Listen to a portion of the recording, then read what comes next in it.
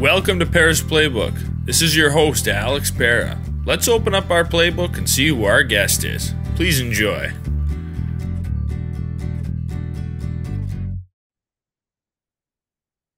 Welcome to episode 86 of Pera's Playbook. Today we have a special guest, Beebe. 9 years in the NFL, almost 4,000 total receiving yards, 27 touchdowns, played in 6 Super Bowls, winning Super Bowl 31 with the Packers, but also playing many years with the Bills and a year with the Panthers. Don, thanks for joining me. How's it going? It's going well, Alex. Thanks for having me on your podcast here. Yeah, I appreciate you coming on. You're a legend of the game. It's funny. My mom was telling somebody about my podcast, and she's not a huge sports person. She doesn't, really know a ton of athletes, but she was trying to describe who I was having on my podcast. She said, "Yeah, the guy played in 6 Super Bowls. He played for the Bills. He played for the Packers, won a Super Bowl." And the guy's like Don Beebe. And she said, "Yeah, that's who it is." So it was just kind of funny that Yeah, she didn't remember who you were, but that's just by okay. the description, the That's guy okay. guy got it. It was a long time ago. Yeah. I'm big into collecting sports cards, and I just bought some on eBay recently, and it was kind of funny that we decided to do this podcast. And when we were discussing it, because there were a couple of you, this one with the Panthers, and then one of you with the Bills, Yeah, this 91 replay, which is kind of funny that I discovered those at the time that we were doing this podcast. yeah. I had some lady out of Green Bay collect every card that's ever been done on me, and she even collected ones that were overseas and like that. And she landed up with like almost 300-400 cards or something. Like it was crazy number. Wow, Yeah, that's so I don't crazy. know. And she sent me them all. So Yeah. Huh. That's devotion to find yes, it is. everyone. That's a big fan. So there's plenty of things we could talk about in your career. I figured we'd kind of try to hit some of the highlights, and one of those is the NFL draft. I mean, it's an exciting, obviously, moment for every football player's career, and it just happened a few weeks ago. You were drafted in the 3rd round. What was your draft experience like? I mean, did you expect to get drafted? Did you kind of know where you were going to get drafted, or was it a little bit of a surprise to you? Well, a couple things. One is I came from completely unknown. Um, you know, nobody knew really who I was probably 3 months before the draft, and because I only played 2 years of college football, one was at Western Illinois, and then one was at Chadron State, Nebraska, which is a really small NAIA Division two school.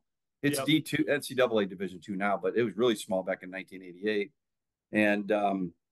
and nobody knew anything about me until I got invited to the combine at Indianapolis, which is the big show, right? Yep.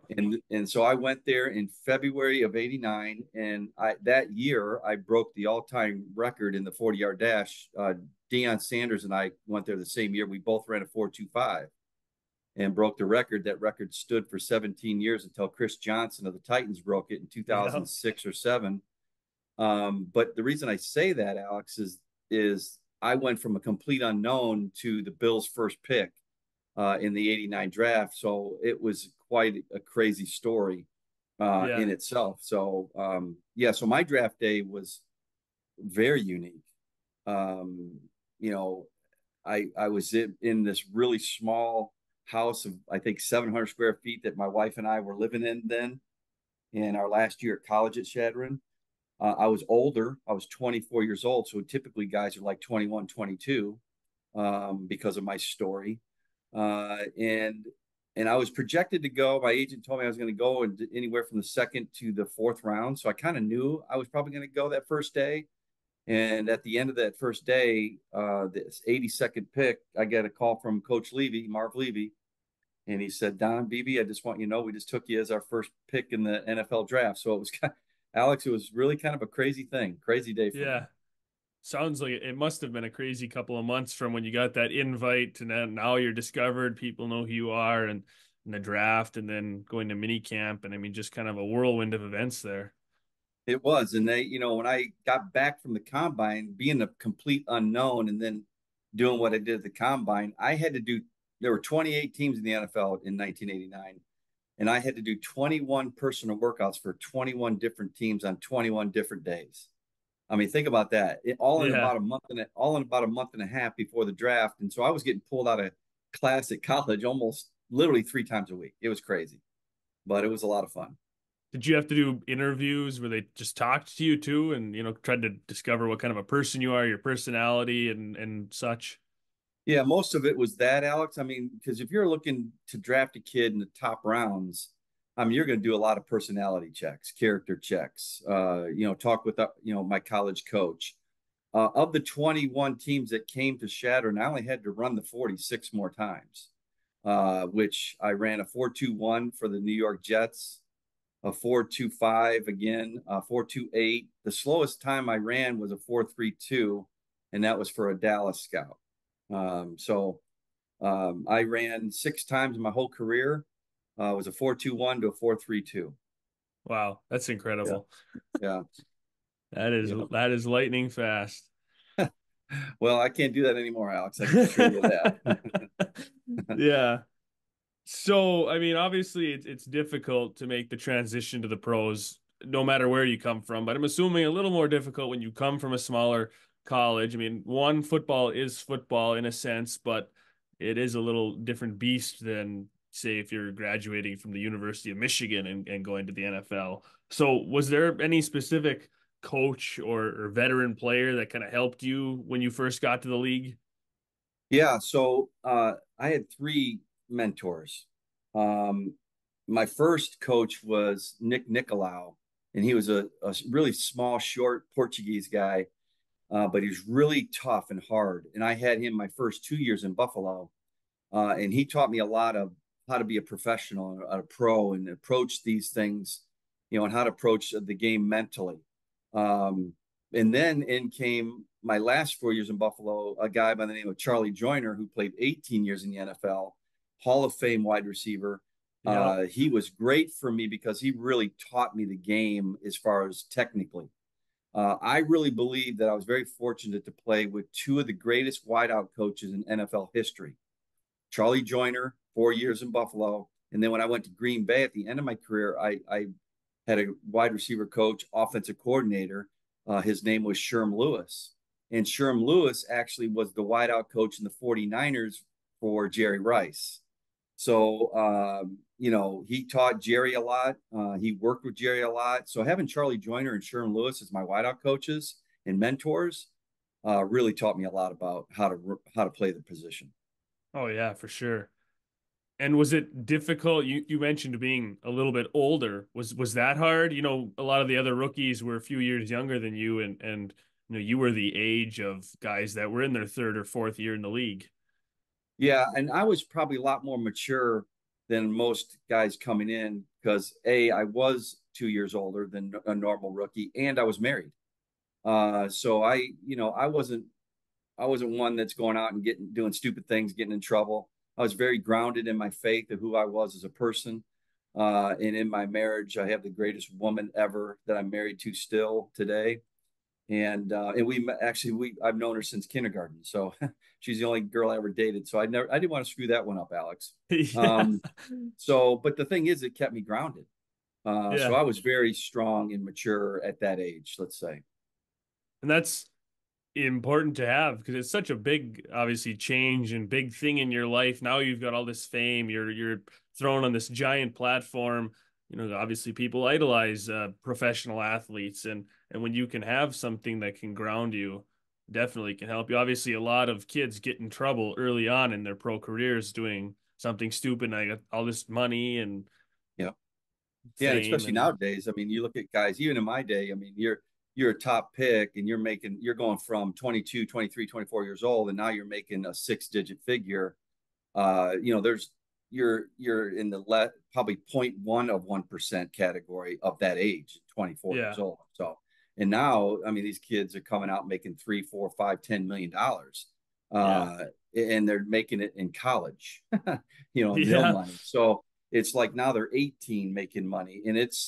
And to me, I think I don't know. They got to do something with all this because it's crazy because a kid that age is not mature enough most of them are not mature enough to handle that. And so as soon as you start making this money, you think you're better than somebody else, or Yep. you're getting all this attention, and then you think you can do things that other people can't. And I personally, I that stuff drives me crazy, to be honest with you. But hence why I'm coaching high school for so many years, and now I'm in the college levels. It's part of my calling, be a mentor to young men and teach them the right way. Yeah. No, I agree with you on NIL. I think it's turned into a ginormous mess for college athletics, and they got to figure out something. It doesn't really seem like they're doing much about it right now, but it just keeps getting worse and worse, messier and messier. But yeah, I definitely think they need to change something with it. And it's also, ruining the game in my opinion. I mean, it's not if you look at Division I football, the transfer portal and NIL go hand in hand, and there's so many kids that leave one school and then they go somewhere else just for the money. There was only four schools that did not accept or take in any transfers this offseason. It was the three service academies, Air Force, Navy, and Army, and then Clemson was the only non-service academy school that did not take a transfer player because I don't think Dabo is big on the portal. He's No, not a fan no, of it. no, neither am I. And Dabo is one of the most highly regarded character coaches out there. I have Yeah. great respect for him. I think he's Yep. not. I think he's not only a great coach; he's a great person. And hence why guys like Nick Saban got out Right. because he didn't want to be an agent. Yep. Yeah. And it's sad. It's sad, Alex. What when you put money into an equation, it changes people. Greed, like it or not, is going to take effect. And so whoever Oh was sitting yeah. around these round tables at the NCAA making these decisions wasn't very smart. Let's just put it that way, because Yep. now you've opened up the can of words that I'm not that can turn this around. Um, Yeah. it's going to be very difficult, and we've just begun to see what Oh this is. yeah. Yeah, Yeah.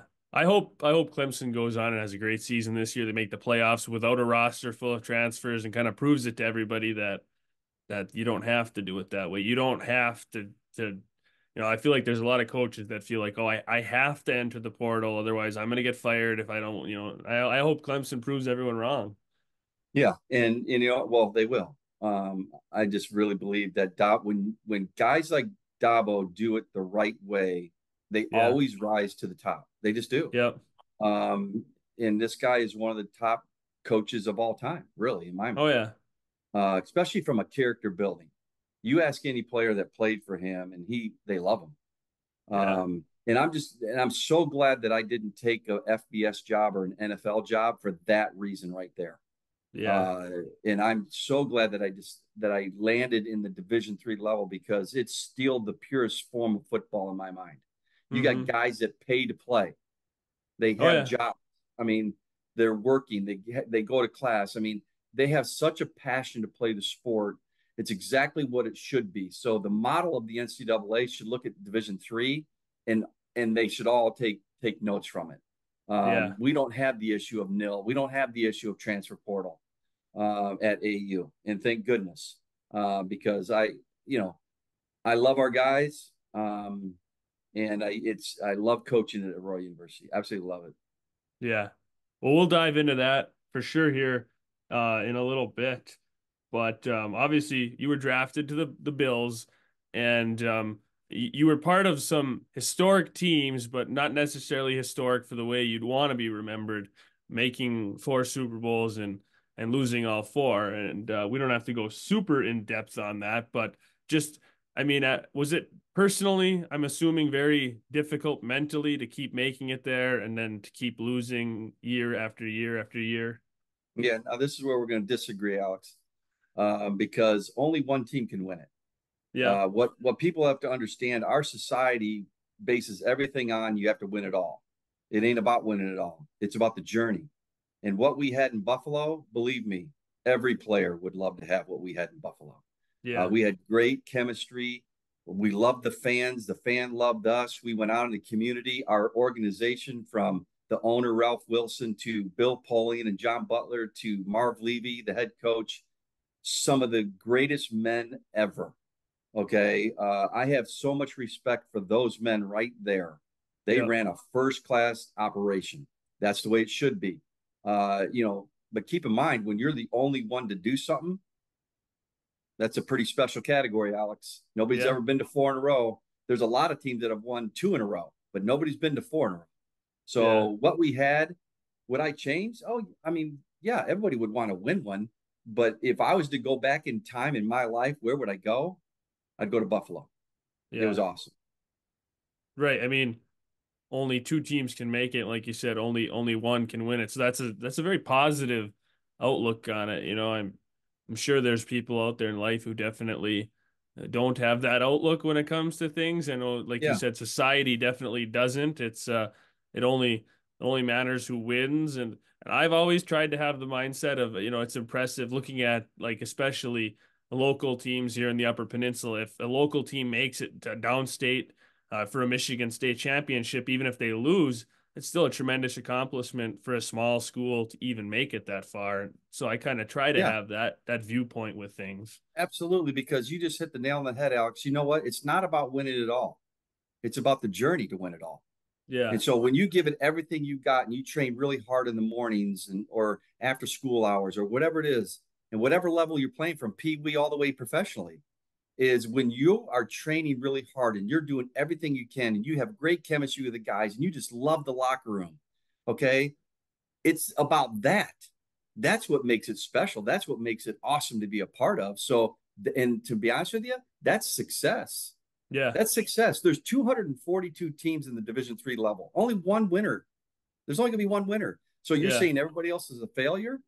Man, those people, I would not want to live in that household if they think that those people, the rest of them are failures, because that's a miserable person.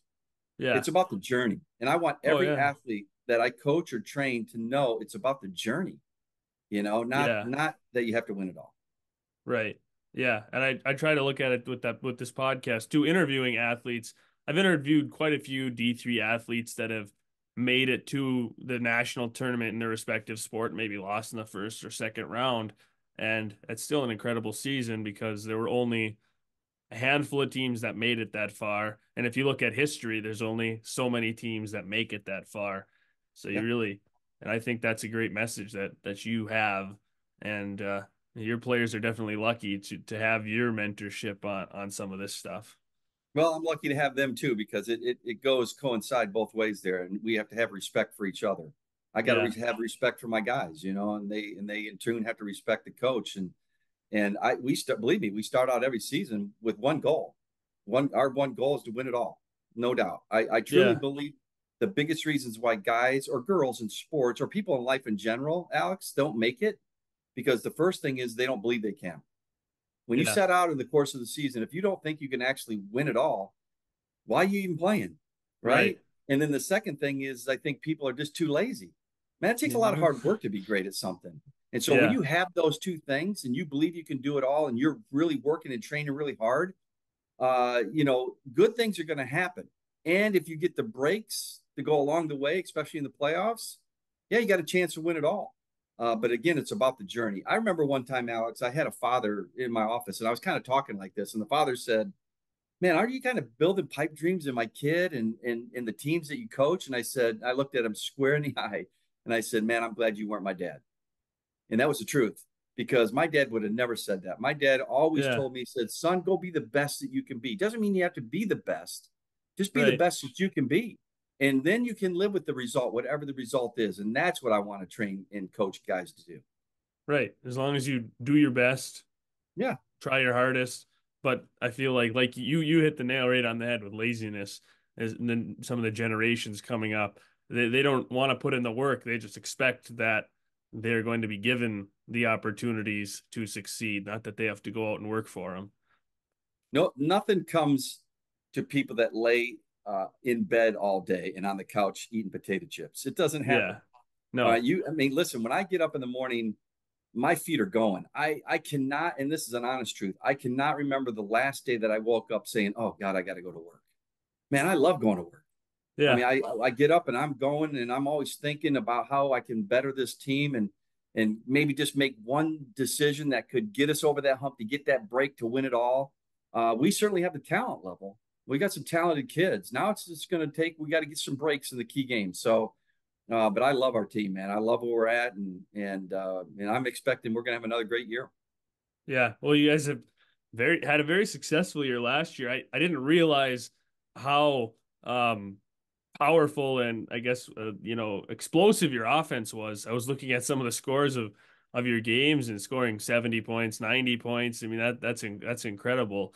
Um just a night I can't even it's hard to fathom that 91 points in a college football game. There's Yeah, a lot of eight-man football up here in the Upper Peninsula of Michigan with the small schools and the field size is a little bit different. Obviously, you've got less guys on the field, so you can rack up the score if you've got speed. So I see yeah, those scores in those types of games, yep. but not generally an 11-man game. Well, let's talk about the 91 game because a lot of people said, "Man, you're running up the score." Okay, here's the inside story to that. Okay, we didn't throw a pass after 9:28 left in the second quarter. They were all runs after that. I didn't even coach the second half. I didn't call one play. It was the only game in my whole career, high school and collegiately, over 20 some years of coaching, that I didn't even call a play in the second half. We did everything we could not to score. Yeah, Our punt returner had 275 yards punt returning and three touchdowns or two touchdowns and three touchdowns. So they kept punting it to him. So, and the yeah, other thing is they kept throwing at the end. In the whole third and fourth quarter, they were throwing it almost every down. Well, that stops the clock. Listen, last thing I want to do is beat a team 91 to nothing. I mean, that's just crazy. right. Um, but there's a lot that goes into that. But what I will never do, Alex, and we played everybody. I mean, everybody that made that trip, and we can only take 75 guys on that bus. Everybody played. What I won't do is tell a guy if he's a third string or fourth string guy, I'm not going to tell him to go out there and lay down. Right, That's not, exactly. nobody does that. You go out there and play hard. And And the now, other fourth, team should play okay, hard to the end, no matter yeah, what the score is. absolutely. I mean, I have no problem with the coach trying to score and doing what it is. Listen, don't ever teach your kids to ever give up and quit. No, on Yeah, both sides of that, yeah. but it doesn't look good when you win 91 to nothing. That's for sure. No, no. I mean that. Yeah, I'm sure there are some people out there who weren't a fan of it and thought you ran up the score, but Yep. I didn't. I just briefly looked at the box score and saw 91 nothing. I didn't dive into it. I wasn't there. Didn't know the Yeah. full story. So once you hear the story, well, I mean, there's really not that much you can do. Like you said, you're not going to ask your players to lie down. No. If somebody gets a breakaway run because it just was open or a punt return. I mean, that's just going to happen. Yeah. I mean, I would definitely start kicking out of bounds when the guy has 275 yards punt returning. Yeah, So don't it's don't like keep punting it to that same no, guy. no, it was absolutely insane. So with that said, you know, in our conference last year, we really have been dominating our conference lately. I mean, last year the point differential was 62.6 points a game to 7.1.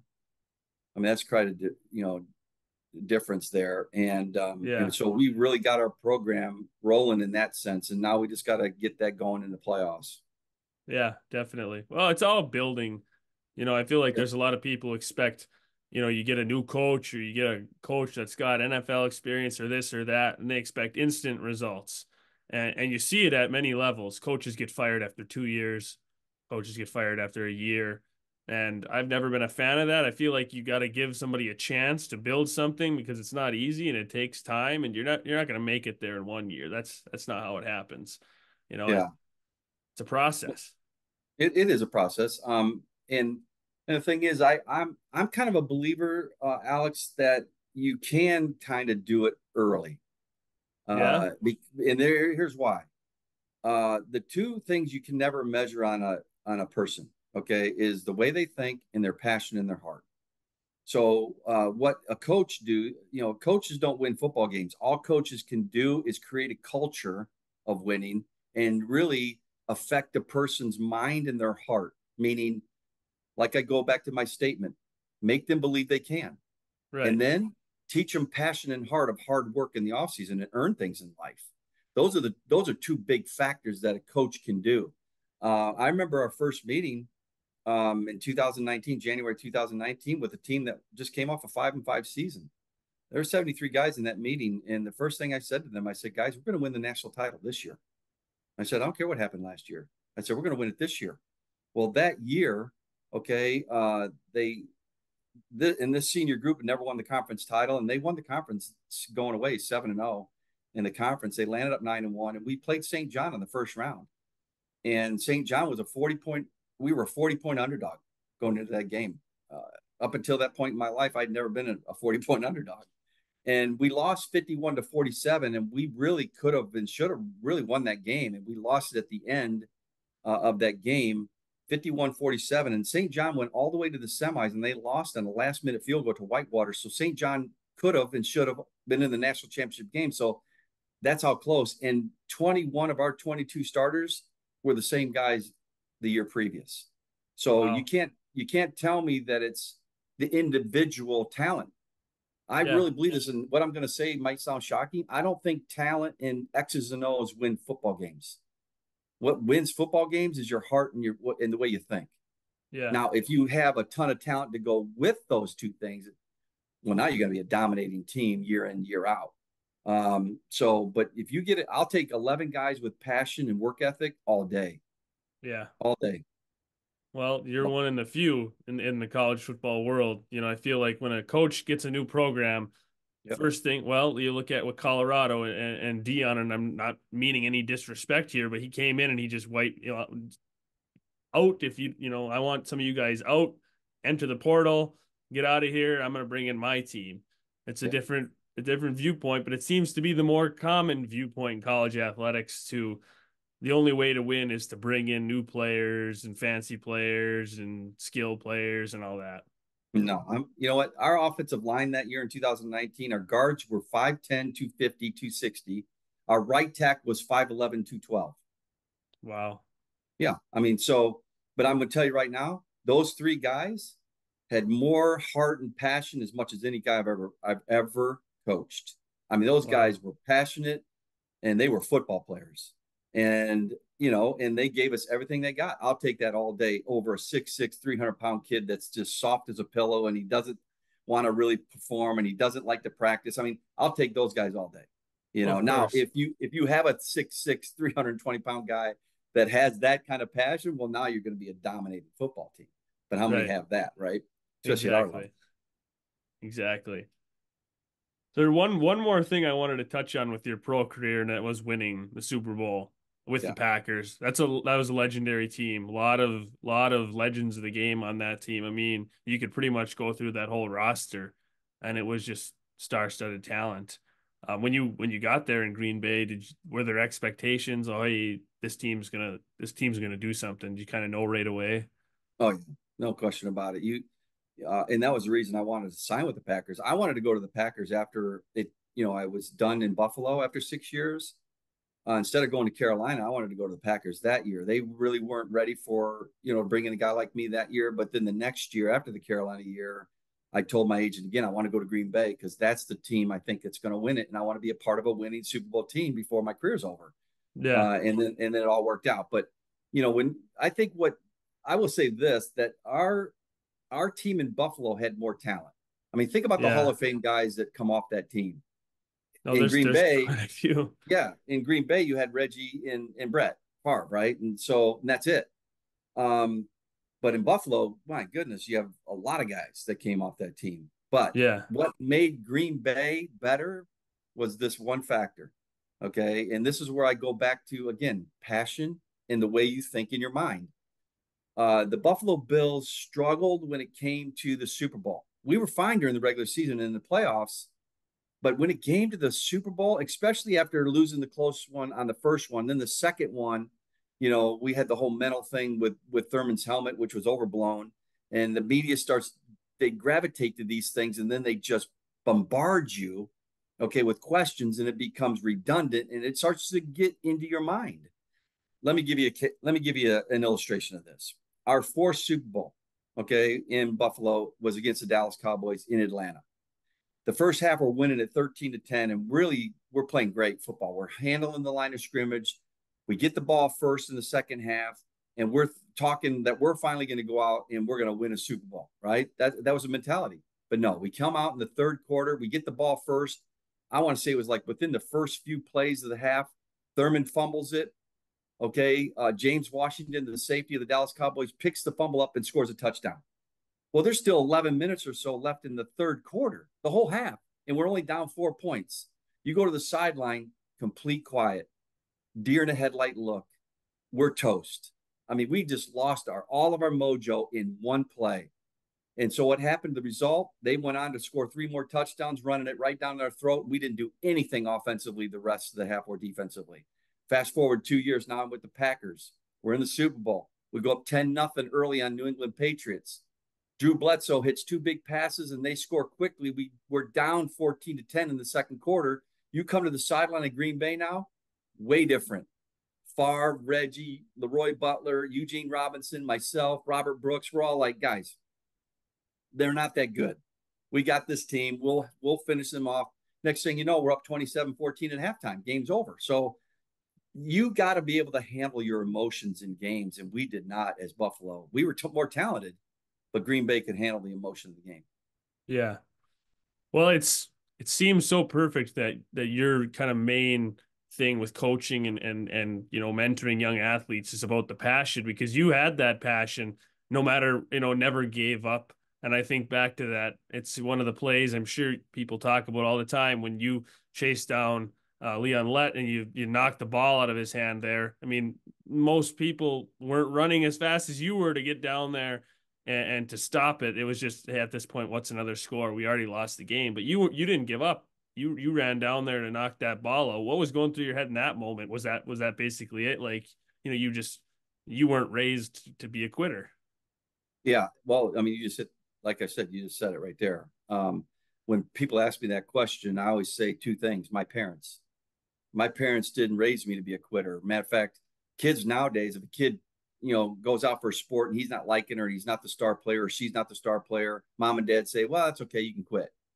Man, not my parents. You start something, you're finishing it. Matter of fact, to such a degree that whatever food I put on my plate at dinner, you weren't throwing the stuff in the scraps into the garbage or feeding it to the dog. You're eating it, according to my dad. So it was just little things like that it just ingrained in me, not to quit. And trust me on this, in the game of sports, okay? And Marv Levy, my coach in Buffalo, used to say this all the time. Every game you play, no matter what game you're playing, every game you play, your character is going to be revealed, good or bad. Because in sports, you have split-second decisions to make every game. And if you are a low character person, most likely you're going to make the wrong call. And if you're a high character person, you're most likely going to make the right call. For example, the Leon Lett play. The ball is fumbled. I'm running down a fly pattern down the left side of the field. I saw Leon Lett pick it up. Bam, split-second decision. I just started running as fast as I could to tackle the guy. And it happened inside the 1 yard line. If I would have just thought about it for a split second, I would have never made the play. Yeah, How you react to something, Alex, is your true character. Okay. that's so Because true. usually, typically, if we're good people, if you're a good person, if you have time to think about it, a few minutes, an hour, a day, we're going to probably make the right decision of yes and no. I shouldn't do that. I Yeah. should do that. Right. But when you have a split-second decision, that's really your true character. And when I'm watching film on guys and I'm recruiting them, I'm looking for those split-second decision guys, because those are the guys that are non-quitters or they're quitters. And if Yeah, they're quitters, I'm not recruiting them anymore. exactly. I hope a lot of young athletes watch this episode, because there's definitely some great advice and some great things that need to be heard and need to be said that you've said. And I hope some watch it and it kind of changes their viewpoint on the way they approach life and sports and everything. Yeah. Well, I appreciate that. Yeah. So you wrote a book recently Yeah. called Never Give Up. What did have you was that something that you wanted to do for a while? Was write a book on your story and kind of how did you get the ball rolling into doing that? Yeah. No, that's a good question, Alex. And to be honest with you, I really never thought I was a book guy. I'm just a common guy. Really just kind of loved playing sports. And I kind of grew up in a very, I wouldn't say poor home, but we didn't have a lot of money, you know. But after playing 9 years and being a part of 6 Super Bowl teams and being the first pick from coming from nowhere, Shatter, Nebraska, um, a lot of people said, "Man, I should write a book." So I've actually written 2 books. The first book I wrote is Six Rings from Nowhere. I came from nowhere, and I went to Yeah. 6 Super Bowls. And then the last book I wrote, as you just said, and I just wrote this like 3, 4 weeks ago, and it's called Never Giving Up, Never Give Up. And the reason I titled that, it's a 12 devotional book, and it shares certain things that happened to me in my life that many people go through, especially in the athletic world. For example, sometimes athletes don't feel like they fit in with the coach, that the coach doesn't like me, and that's why I'm not playing. I mean, I hear that all the time. Well, I write a devotional on that very thing because guess what? It happened to me too. If you play sports at some point in time in your career, it's going to happen to you. So how do you handle that is huge. And so I explain how I handled that in the book. And the only place they can get the, you know, the Never Give Up book is donbeebe.com. And I appreciate you asking me that question because it's a great book to help people get through trials and tribulations and struggles in life. The Six Rings from Nowhere is my autobiography. It's about my whole life of only playing 2 years of college football and then being drafted at the first pick and how I did that and how I went about that. And it's a crazy, unbelievable story. And actually, that story is being turned into a movie. Just this past weekend, I was up in Wisconsin. And I signed about 2 months ago a deal with a movie production company called Salty Earth. We've agreed to terms. We have a contract, and they're going to do the movie on Six Rings from Nowhere. And so I would encourage just people to get it to hopefully be uplifting. That's why I wrote it. Yeah. I just want to help people navigate themselves through life and through sports. Well, I'll definitely check those both out now, and it's cool that it'll be a movie. That'll Yeah. be exciting. I'm sure exciting for you here in the coming. I'm sure it's a long process Yes, to it make is. it, but it will be exciting, especially once that result comes. Um, and I think everything you said is so true about the book. It's a lot easier if somebody's going through something when they can relate and say, "Oh, Don Beebe, this NFL player, he went through the same thing." I feel like often people feel like they're the only ones going through something. And when you know somebody else went through it too, sometimes that makes it a little bit easier to beat it yourself or to get over the hump if you're having a difficult time. Yeah, no question about it. Because everybody looks at an athlete, let's say, or a celebrity, a movie star, whatever. Like their whole world is figured out and it's going great. Man, there's some of the most miserable people I've ever met, to be honest with you. Okay, so let's just set the record straight. Yeah. So and but my thing is really, Alex, is all about my faith. Because if you ask who are you really, Don, I'm going to tell them I'm a man of faith first. Okay, Yeah. no question about it. And I grew up in that, with a mom and dad that loved the Lord, and so I understood at a very early age what that meant. So, um, both of these books, I kind of share those things, especially in the devotional book. How did I navigate through these things through my faith to help people out, hopefully to make the same decisions? Because when you make the decisions and allow God to fight the battles and God get you through those things, believe me, Yeah. it's a lot easier. It's a Oh, lot yeah. easier. Yeah. As humans, often we think we know best and we know exactly what we're doing, and I'm going to take the reins, and that doesn't always work. God's got a plan for us, and we often can't see it until the end. That's And true. we just got to trust, and that's the most important thing. I mean, I would say my religion is very important to me too in my relationship with God, and I Yeah. think if you don't have that, if you don't have faith, if you don't have a connection, I can't imagine personally, having to go through certain things without that connection. I don't know how I could. Yeah. I agree. And the thing is, there's a lot of people that have a faith, but they don't rely on it. I mean, Yeah. I've met so many people that have the faith, but they're just trying to push the buttons and do it themselves. Man, give it to the Lord, man. Let God fight those battles. And in Romans Yeah. 12:14 through 21, in that scripture there, really kind of talks about this, that God says, let me have it. But you got to let him have it.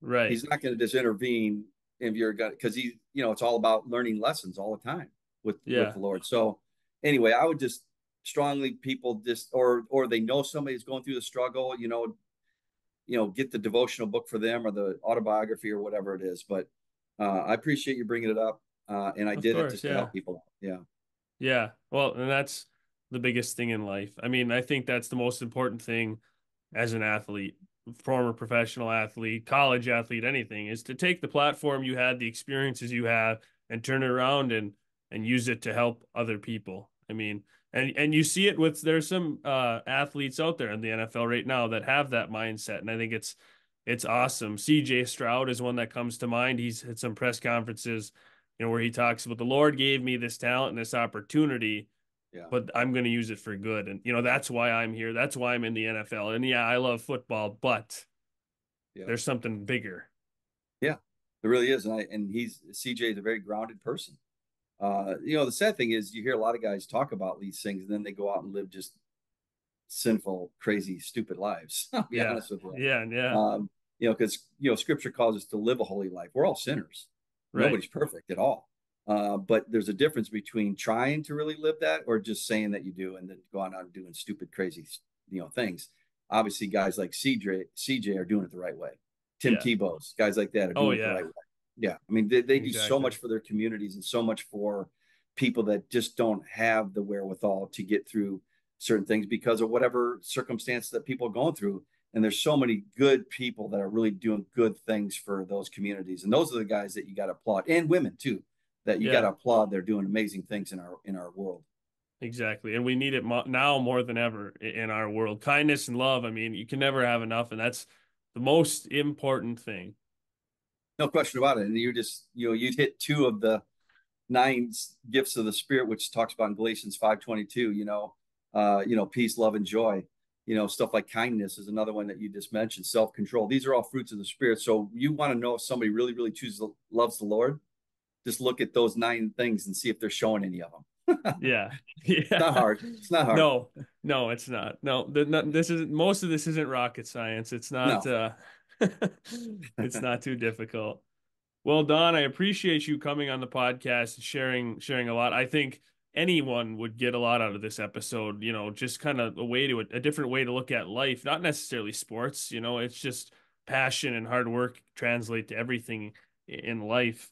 And definitely, I'm going to check out your books, and I hope other people do too. But I really appreciate you taking the time and coming on. Alex, it's always a pleasure talking to people that sound grounded and got a good head on their shoulders. And it sounds like you're one of them. So thanks for having me on. I appreciate it. And anytime you want to do it, I'm willing to do it. All right.